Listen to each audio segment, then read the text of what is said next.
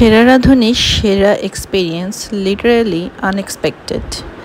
সেদিন হঠাৎ করেই ঘুরতে যেয়ে মনে হলো একটু সাদা ভাত ভর্তা এই টাইপের কিছু খাবো। তো ধানমন্ডিতে চোখে পড়ে গেল সেরা রাঁধুনি। যেহেতু অনেক রাত হয়ে গেছিল, ভেবেছিলাম তেমন কিছুই থাকবে না, তারপরে ওদেরকে যেয়ে জিজ্ঞেস করাতে বললো যে হ্যাঁ সব কিছুই অ্যাভেলেবল আছে।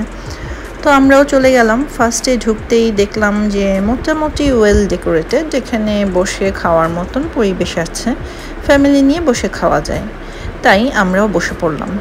আর সেইখানে যেহেতু রাত হয়ে গেছিল, আমি একটু সব জায়গাতে খাবারের এক্সপেরিমেন্ট করি না, তারপরেও চিন্তা করলাম যে অনেক রাত হয়ে গেছে, সো আমি যে একটু কালাভুনা, টমেটো ভর্তার ডাল, টুকিটাকি কিছু খাবার দিয়ে সেরে দিই। ফার্স্টেই যখন কালাভুনার বাটিটা দেখি আমি ভেবেছিলাম মনে হয় আচার টাইপের কোনো আইটেম দিয়েছে।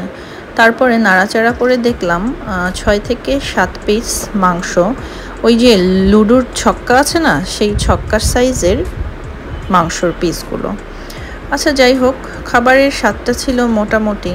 আমার কথা, একটা রেস্টুরেন্টে 250 টাকা দামের এই যে গরুর কালা ভুনা, সেখানে মানে এমন খেলার করার কারণ কি? একটু ভালো পিস দিলে তো সমস্যা হয় না। আর দামের সাথে জাজমেন্ট করে যে আইটেমটা, সেটা এমন আহামরি কিছু না। সো এখানে আমার মনে হয়েছে যে পুরাই একটা ঠকবাজি করেছে।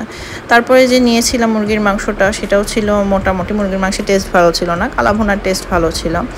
আর সত্যি কথা বলতে যে ওদের যে দইটা নিয়েছিলাম লাস্টের ডেজার্ট হিসেবে, দইটা বেশ ভালো ছিল, টক মিষ্টি টাইপের। আম্মু খেয়েও ভালো বলেছে। আমি লিটারালি দই খাই না কখনো। তারপরে ওই যে নিয়েছিলাম বোরহানির স্বাদটাও আমার বেশ ভালো লেগেছে। ওদের হসপিটালিটি বেশ ভালো ছিল, বাট আমার এক্সপেকটেশন আর একটু হাই ছিল। যাই হোক, থ্যাঙ্কস ফর ওয়াচিং। আল্লাহ হাফেজ।